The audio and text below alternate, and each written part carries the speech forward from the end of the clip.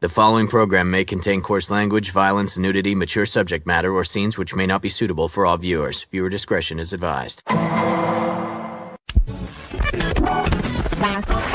All Hit Radio.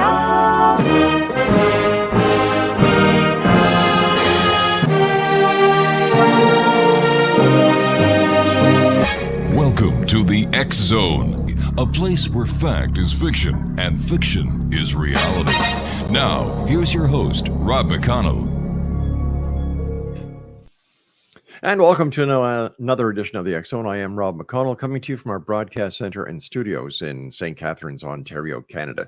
If you'd like to send us an email, xzone@xzoneradiotv.com, on all social media sites, Xzone Radio TV. And we're coming to you tonight around the world on the Talkstar Radio Network, Mutual Broadcast Network, X-Zone Broadcast Network, and on Channel 54. That's the X-Zone TV channel on Simul TV. And if you'd like to get a subscription to Simul TV, just visit their website at simultv.com. This is a special 2-hour show. Our first guest tonight is SHADAN, KAPRI, and we're going to be talking about the Red Movement this hour. And Shonda, welcome to the X-Zone. Hello, good evening. It's good to see you tonight. Nice seeing you too, Shonda. You're an international business attorney, and where are you located? I'm actually in Washington State, the beautiful Washington State, and my name is SHADAN KAPRI. I know it's hard. Yes, and I never get mad when people say it wrong because I just figure most of the time they will. So, but no, Shonda's nice too. You can call me either one. I'm going to call you SHADAN, which is your real name. Thanks very much for joining us tonight. I would imagine that a lawyer such as yourself is very busy, but when we found out about the Red Movement, we had to bring you on to talk to you about this. So tell us a little bit about yourself and what is the Red Movement? That's a great question. It's a social justice and environmental justice movement that shows the average person what they can do to help promote social justice in their own lives. The Red Movement really started with a movement, and then in 2020, the first edition of the book came out. And it really takes readers on a journey, around the world. And one of the fundamental questions it deals with is the things that we surround ourselves with, the things in our house, in our closets, in our cupboards. Who are the people behind these things? Because most of the time we don't even think about that, right? We go to a big box store and we just buy something. We don't even think about, this person who made my t-shirt or this person who made my child's favorite blanket. Who is that person? Where are they? Are they compensated properly for all the things that they've contributed into our lives? And the Red Movement really just kind of begins to take that veil of secrecy off of that. So people start to kind of see the things around them and see how it's actually all connected to social injustice. Now, when did the Red Movement start, SHADAN? It started in 2015, but it really didn't take off until the book was published. The first edition came out in 2020, and then the second edition came out in 2021. And so what the book does, the book is really in three different phases. The first phase talks about the things in our life, from food to clothes, diamonds, toys, chocolate, coffee, all the things that we consume every day and don't think anything of. So the first part of the book talks about how all these industries have been tainted by modern day slavery. And so it sort of begins this voyage of helping people understand that the things that we surround ourselves with, there's a story to them. And unfortunately, most of us don't know what that story is. And not knowing has added to the problem of human trafficking and modern day slavery because it's all connected. So the Red Movement begins to just kind of reveal that to people. For many people, it's the first time. I hope you don't take this next question wrong, and I mean no offense whatsoever. But with today's economy, with just getting over COVID, money is tight. A lot of businesses have lost everything. Why should the everyday consumer worry about where the product is being made as long as they can afford it and work with it in their family?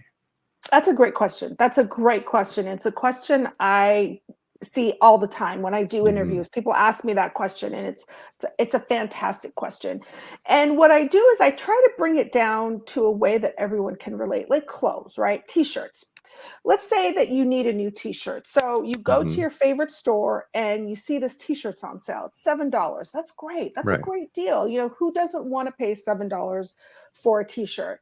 Now, that same t-shirt, if it's made in America or if it's made in a way where the people that actually made the t-shirt were not exploited through wages or dumping environmental toxins into the environment, that same t-shirt would actually be more expensive if it was created in a way that was more ethically sourced. Now, the average person, they're shopping and I don't care about the $7 t-shirt or the person who's behind the t-shirt. The problem is it's not just about who's behind the t-shirt. These t-shirts, these items that are made across the world, oftentimes they're not very good quality. They're Right. items that are environmentally toxic. They're items that we have the companies that make them, I mean, seep these environmental toxins into the rivers, the oceans, and so it's kind of a multi-pronged approach, because it's not just the social justice aspect, it's also the fact that these items are not made well. So that $7 t-shirt, if you would have bought something maybe made in the USA or made in a way that's more ethical, it would last you longer. It wouldn't fade. It's a better quality. And back in the 50s, quality mattered, right? It really mattered to the Yes, right. average Yeah. consumers. They wanted something that was good quality. And fortunately, now we've gone to the other extreme where we buy more and more items that we don't need, that have made of Mhm. poor quality, and then we constantly throw them away. And then we wonder why we're in so much debt, right? Because again, we're constantly buying products that are not very good and that really we throw away, and in many cases don't even wear, maybe wear a couple times and throw away. So really the movement is about being conscious, and one way to be conscious is to spend your money wisely, right? Don't buy 6 t-shirts that are each $7, because you're going to throw those away. Buy one good t-shirt that's $10, $15. It was made in America. That the people who created it created a good item that's going to last. And so part of this movement kind of goes back to the years ago, decades ago, when quality mattered, because at the end of the day, you can have 60 of the same t-shirts, but if you're constantly throwing them away, you're not saving money, you're actually spending more money in the long run. So it does matter. But shouldn't this be up to the government to control when importing from different countries? And shouldn't the government, where the child labor or the human trafficking is being perpetrated, should they not be banned from exporting into the United States and Canada? That is a great question. The problem is, if you start banning it, you're going to be banning everything, because so many Mm, of the items are made in questionable factories and questionable parts of the world, and places where we know that human rights are abuses. The US government actually publishes a report every year on the idea of forced labor and child labor. And most of the time, the mhm. media has just ignored it. But what it does is the report talks about some of the common items in our lives, in our cupboards, that are tainted. Mhm. Everything from cotton to sugar to strawberries. I mean, it's a list of all the items in a person's house. And so Right. unfortunately, we can't rely on the government, because the government, they bring in items and we consume them. We have to Sure. rely on consumers to sort of be aware enough to know that you're not spending your money wisely. You're just spending it over and over again on the same junk. But once again, I have to go back to the financial situation of both the United States and Canada now, Mhm, where just getting out of COVID, the dollar doesn't go as far as it used to. Even big box stores are raising their prices mhm, to make up for their losses during COVID. mhm. So once again, my question is, why shouldn't the government be the one to bear the responsibility of monitoring this, and not the consumer, who basically and so rightfully deserves a break if they can get one? Yeah, no, they absolutely deserve a break. I 100% Mhm. agree with you on that. Unfortunately, the government, it's not something that's been being handled by the government. And it's not just America. It's these items are being transferred all over the world. Mhm. So it's so incredibly difficult for importers to be able to distinguish, was this created in an ethical way? Was this created in a way that didn't damage the environment? And so what's happened that's really wonderful is now all these millennials and, Generation Z, Generation X, they're growing up and they're creating these companies that actually care about these issues. And so, if you buy from them, it's actually something that you can feel easy knowing that the people, that created it weren't exploited or the environment wasn't harmed. Now, once again, the dollar counts. And if you've got a company, let's use your example of the $7 t-shirt. Okay, if I take, let's say, my grandchildren to a big box store and they want 5 t-shirts because they come in 5 different colors, I'm looking at $35 for the one that is from, let's say, China, because a lot of t-shirts are made from China, imported into Canada and the United States. Or do I look at buying them one for $15 or $20? And if I can find a t-shirt for $20 for a child these days, man, I'm doing pretty good. I'm in the wrong business.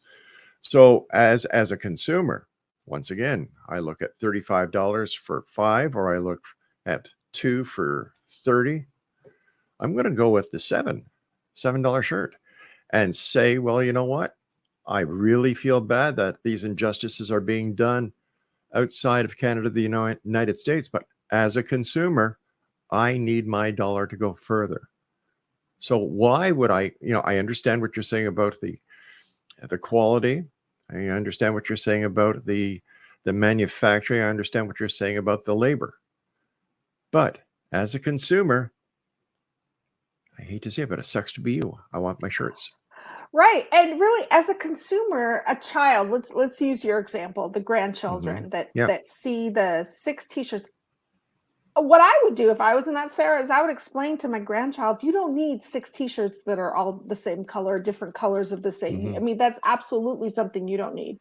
And again, we would actually save money by buying 1 t-shirt that you could wear for a longer period of time than spending like 7 times 5, that would be $35 versus buying 1 t-shirt is $12. And it's a t-shirt and actually showing the younger generation what it means to actually maybe save your money and not spend your money and not go into the cycle of debt. Because again, people say, well, I can buy more with this. You're buying more junk. You're buying more stuff that you're going to throw away. Isn't that the right of the consumer to come up to that conclusion if they want to buy A, B, or C?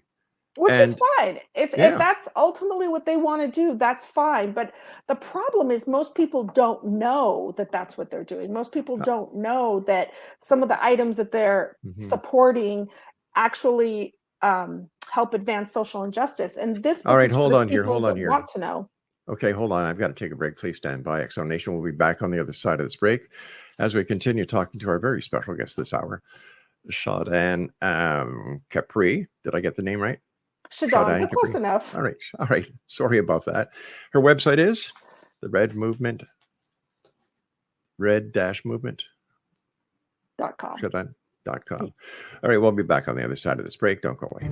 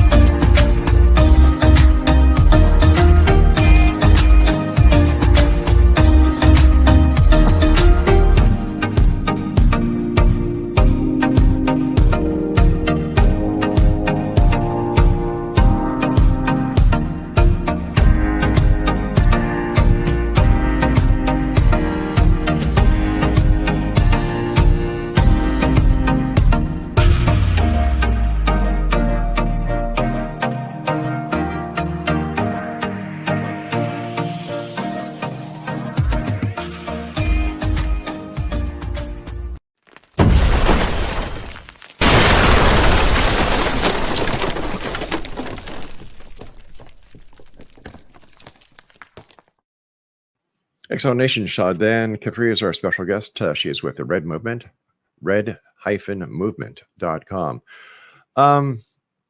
Where does the United Nations stand on all this? There must be some governmental agency, whether it is, the federal government of the United States or Canada or the international community. Why aren't they doing something about it then? Well, they are trying to do something about it. The problem is that there's so many human rights issues around the world that it's hard to just pick this one out of all of them. The United Nations has something called special individuals that go to certain nations and write these reports. But you have to understand unfortunately, the average report written by a UN expert is not read by a majority of the people around the world. It's not something that hits the consumers. It's something that hits the individuals who are in leadership, but there's only so much they can do. And so really the purpose of this movement is to give power back to the consumers and kind of put them in the driving seat. And I want to go back for a moment to your t-shirt example, because Okay. I think it really kind of goes to the core of what I'm trying to say. So what I'm saying is, by buying, I'm going to use your example, 5 t-shirts, same t-shirt, different color, $7, you're spending $35, right? Yeah. Instead, if you buy, maybe 2, again, most children don't need all this stuff. And really, we're not teaching children financial literacy when we say— But we don't have, wait a sec, hold on here. I was using the t-shirts as an example. All right. Right. Number one. Number two, if it's up to the consumer to make the decision, why is it so important that you make this point? Well, because what I'm trying to say is that they're not saving money. I mean, right now we're in the middle of inflation. People are trying to save money, even though all of us are spending more.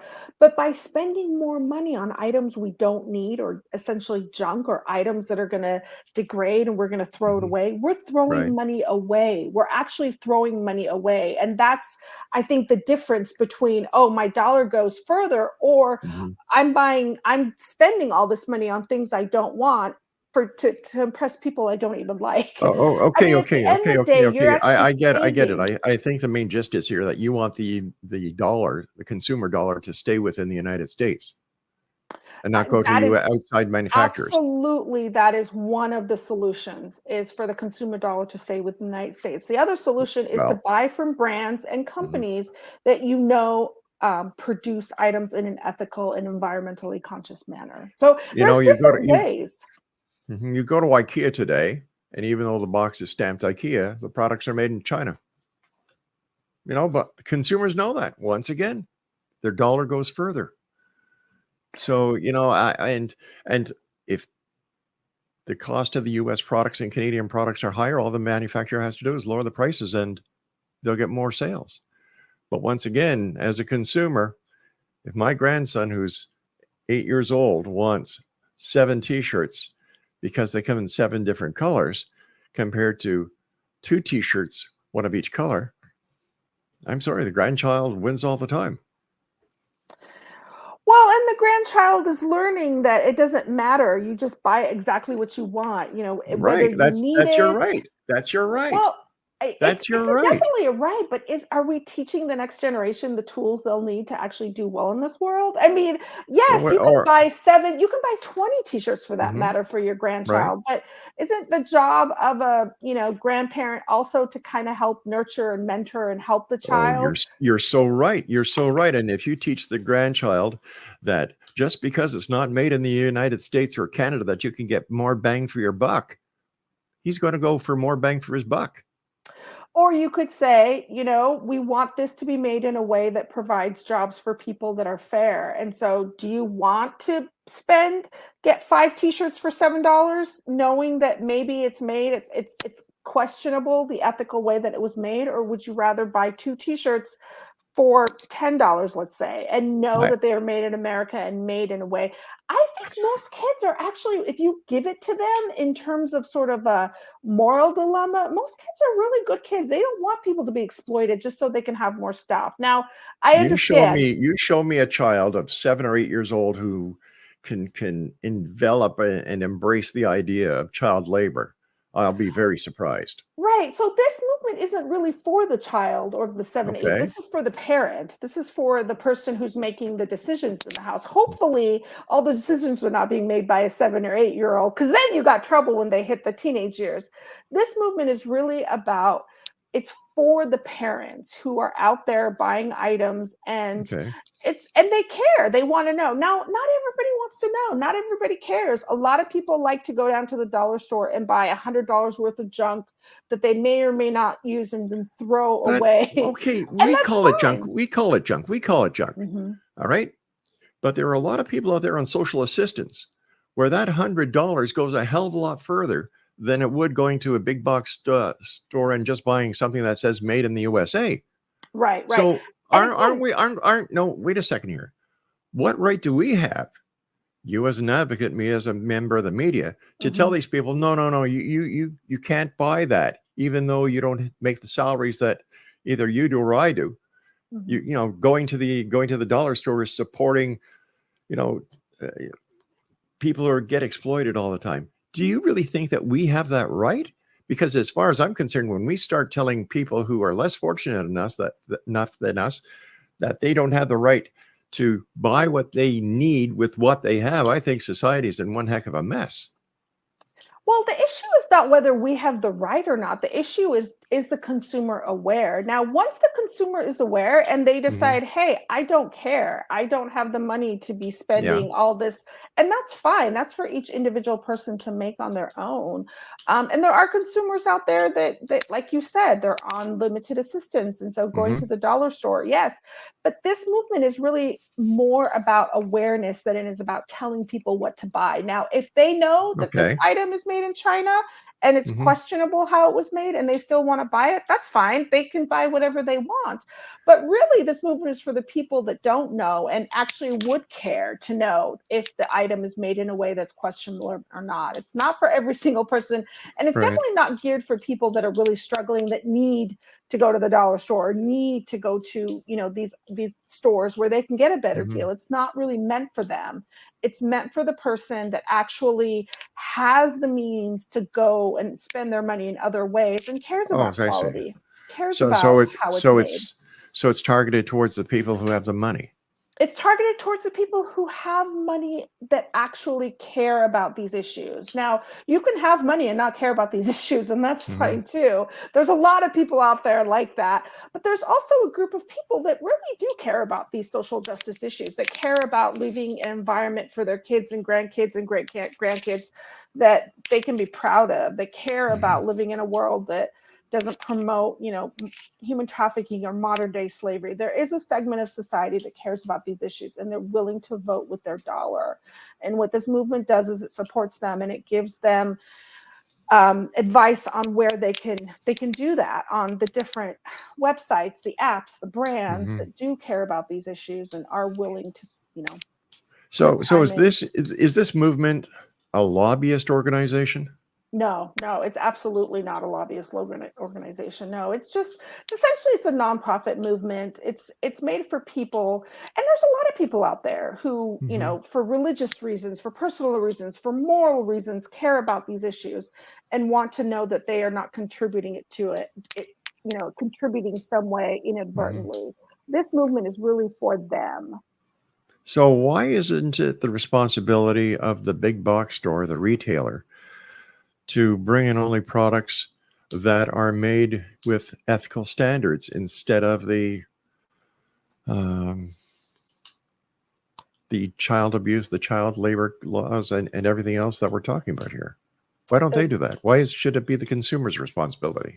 Because the stores aren't bound by any laws to do that, and Mhm. in many times the stores don't even know. I mean, we can guess that a $7 t-shirt is made in a way that's exploitive or made in a way that isn't good quality, but Mhm. again, unless you go back to the factory that made that t-shirt and actually walk around there, you're not really sure. So it's not legally, it's not the job of the big box stores. Now, Would something like that pass? Probably not. There's so much actual lobbyists that would lobby against that, for their government regulation. Sure. Unfortunately, the burden falls on the consumer. And some consumers don't care, and that's absolutely fine. But some actually do. What are the statistics on those who care and those who don't care? The younger generation, there's been studies done over and over again that show that the young people under 35 care. They care more. They care about where their money goes. Whereas, the older the generation, the statistics are less. Now, that's not to say that there aren't a lot of people who are older who really, care about these issues and feel passionate about making sure that their dollars don't promote these issues. But overall, under 35, and a lot of these brands that I'm talking about that are made, that are, these brands that make items that are made by people who've been rescued from human trafficking. Like you're actually buying items made by them to help them learn skills and reintegrate into society. Under 35, that matters to them because they want to make sure that their hard-earned money is going to ways that actually promote social justice. Now, over 35, it still matters to a lot of people, but it's this younger generation that's really moving this movement forward. But isn't it also true that the younger generation is making more money than this round than the same money that would have been made by the older generation? Doesn't that have a lot to do with it?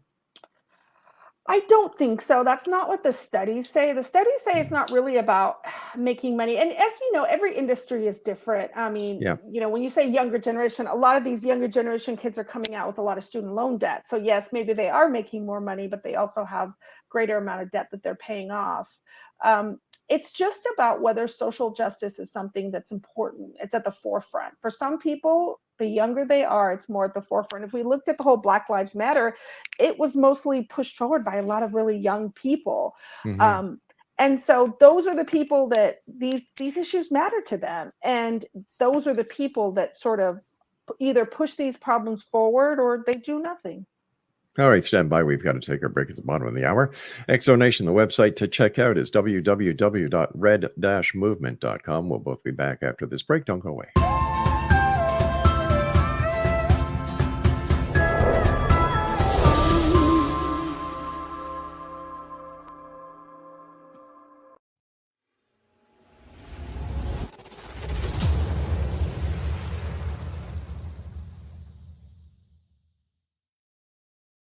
So I was watching the X Zone TV channel last night when I was abducted by aliens, and they kept repeating to me over and over again, simultv.com, simultv.com. What's simultv.com? That's what I asked them. They had it written on the side of their UFO. How do you spell that? UFO. No, I mean simultv.com. simultv.com. simultv.com. Right. simultv.com. Interesting that you were abducted by aliens in a simultv.com UFO last night. Oh, yeah? Yeah. Now that you mention it, I remember now last night I was awakened from a deep sleep. My great-grandmother was standing there. She said she come from the hereafter to tell me about simultv.com. She even spelled it out for me. simultv.com, sonny boy. simultv.com. simultv.com, sonny boy. Wow. Yeah. Guys, you'll never guess what my psychic guru just told me. simultv.com. Exactly. Are you guys psychic too? Of course. We all know about simultv.com. simultv.com.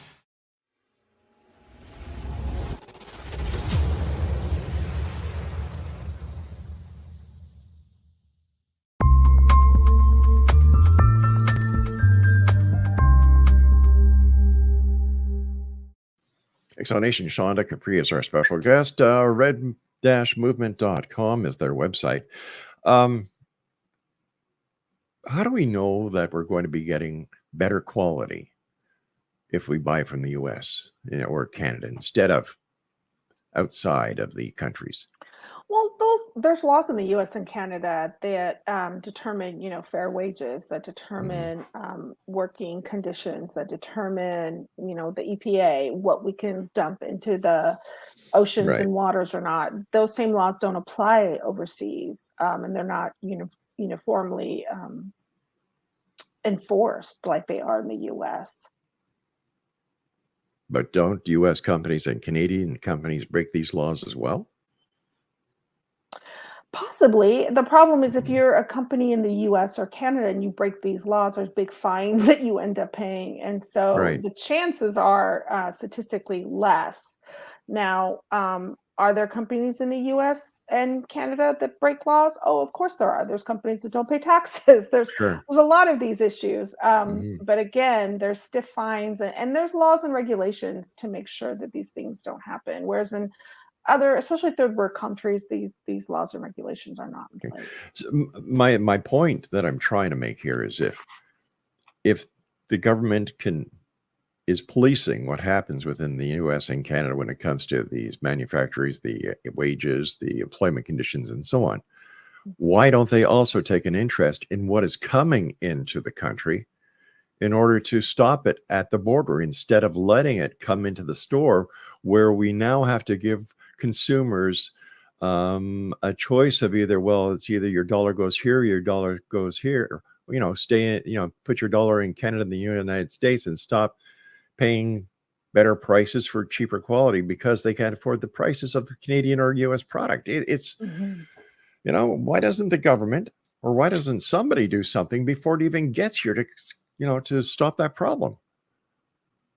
Unfortunately, these supply chains go around the world, so it's hard Mm, to know. And even companies like Apple, they've definitely come a long way, but they're aware. If you go and Google Apple and human rights, you'll be shocked mhm. at the reports that come up because a lot of these supply chains are in countries where there's these laws are not into place. And so, are we going to stop Apple from bringing Apple products into the US? God, no. There's no way that that would happen. The lobbyists would shut that down so quickly. So the Right. government cannot. It comes down to commerce and the free flow of commerce and capitalism. So really the government is not in a position to do this, fortunately or unfortunately, depending on who you ask. Some people say, hey, the government shouldn't be involved in the items Right. that I have access to. So the government's not in a position. There's laws, but again, it's the supply chains. Even Apple, I mean, even some of the most popular brands, these supply chains go around the world. How can you police that when something is made Okay. in one Good point. country? And so, unfortunately, it does fall on the consumer. And it's not something that the government is even adequately prepared to Mhm. deal with. Then what does customs and immigration do at the border? I mean, when they're not taking care of the people.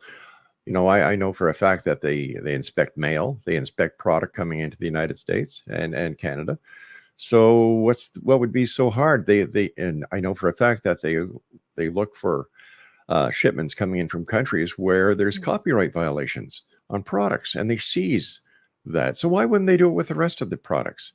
Or is it because companies like Apple pay so much in taxes that if they tick off Apple, they're just, looking for more trouble? And if Apple is buying from these countries, why don't we bring this to the attention of the consumers? Why don't we say, hey, don't buy Apple products?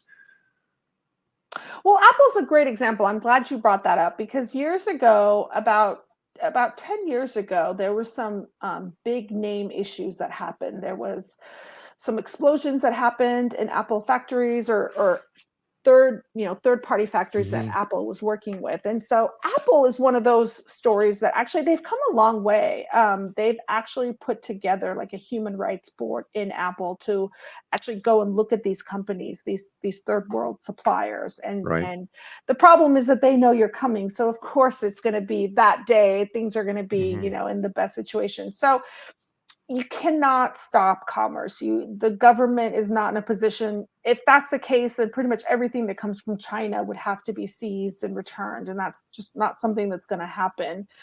So unfortunately, it does fall on the consumer. The government, there's no. I mean, there are laws that items made by slave labor shouldn't be coming into the United States, but how are you to enforce that? They're not enforced. They're not enforceable because so many of these items come from other countries. How could you even begin to decipher, okay, this one came from China, this one came from Bangladesh, so they're Hmm. both not coming in. If that's the case, then we're going to have an even bigger supply chain problem and more inflation than we have now.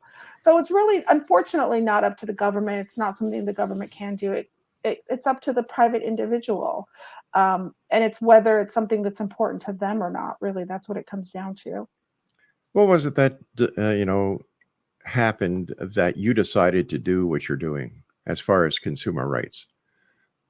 Well, that's a great question. I think the part that really sort of startled me was when I started not just items, because a lot of people Hmm. know, the items that we create are oftentimes questionable, but also the events like the Super Bowl, the World Cup, the Olympics, the human rights issues around these events. The average person has no idea. I mean, just even let's just take the Super Bowl, for example.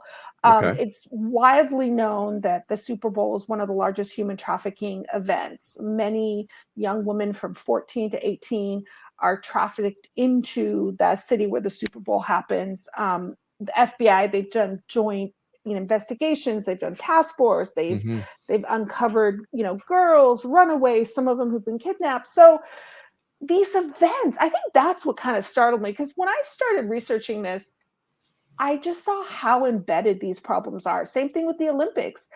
Those cities that they create overnight to host the Olympics, a lot of them use questionable products in making the buildings and making the airports. And so it's just, I think that's what really kind of made me interested in this, because it's not just products, it's the events that we watch, it's the things that we use, it's the things that we surround ourselves with. And my problem is that it's so embedded in our everyday lives that it's hard to distinguish, like, what is this item something that I can feel positive that it was created in a way that was ethically sourced and the environment wasn't damaged by creating it?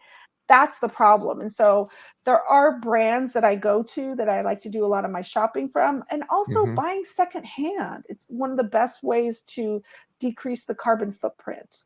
And one of the best ways to just, there are a huge amount of items already here. Why are we constantly buying more when we can actually, like you said, save money by secondhand, recycled, used, and have our Hmm. dollar go further, and also not be promoting social injustice or environmental destruction at the same time? Well, as far as the environment, I think there's a lot of companies in Canada and the U.S. that if they were using, for example, the water industry, the Mhm. plastic bottles, why do we need them? You We know, don't, we we don't, don't, and we we don't. don't, and there's Yeah. states like California. I actually was Hmm. in California about a couple months ago, and I don't know if you're in California. You can't get a plastic straw. I No. think they outlaw plastic straws, which I Yeah. think is amazing. I think that's wonderful. We need to start Hmm. outlawing, this overabundance of items that we're using and just throwing away, because all it does is Now, it adds to landfills. I understand that the government has jurisdiction over manufacturers. So if we have manufacturers who are mandated not to use plastic, wouldn't that help?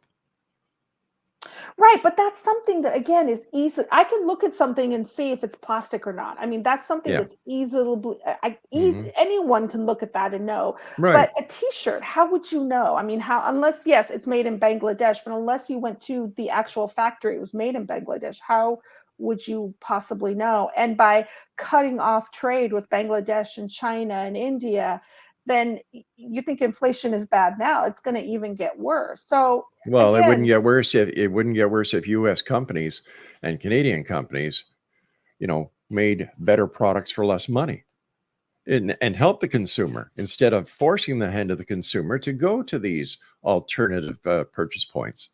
right, and that's where buying secondhand. I mean, it's amazing some of the thrift stores that have popped up, and Hmm. even now you can buy designer clothes secondhand online. So there are ways around it. It's just a matter of, do we want to educate ourselves about those ways and apply it to our lives? Or do we want to have the attitude, well, geez, Jimmy's got a pair of Nikes. I want a pair of Nikes. You know, Look at this cost of the shoes, for goodness sake. Do they really need to be that expensive? Well, of course you do, because you have to pay the superstar who endorses them. Do football games have to be that expensive? Sure, they do, because you've got to pay all the football players. And the list goes on. I look at the consumers saying, yeah, you're causing a bit of the problem, but the sports industry and manufacturers in general are also contributing to the way the consumer thinks, the way the consumer shops, and once again, the consumer's dollar needs to stretch. So if the consumer has to go to a dollar store, even though they're buying products from China, Bangladesh, Pakistan, or wherever, they're going to do it. Right, or the consumer can buy secondhand, or the consumer can go online. Well, and not buy everybody, things not from- everybody likes secondhand. Not everybody likes going to thrift stores. Not everybody likes going to yard sales. A lot of people don't like buying other people's stuff. And that's their right. I don't think that anybody has the right to dictate or even suggest to somebody that they should do something that they don't want to do. Right, absolutely. I mean, it's really ultimately up to them. And if people want to continue buying items that are low quality and buying the same Yeah. item over and over It's their again, right. then that's what they can do. But then they can't say, well, we're poor, we're in debt, we're this, we're that. I mean, you kind of make choices that put yourself in that position, unfortunately. Sean, I want to thank you so much for joining us tonight. It's been a great pleasure. And Exo Nation, if you'd like to find out more about this young lady's quest to convert consumers, visit her online at red-movement.com. I'll be back on the other side of this commercial break at the top of the hour as we continue here in the X Zone. My guest next hour is Grandma Ness. Interesting. We'll be back on the other side of this break. Whatever you do, don't go away. My name is Rob McConnell. This is the X Zone, and we're in St. Catharines, Ontario, Canada.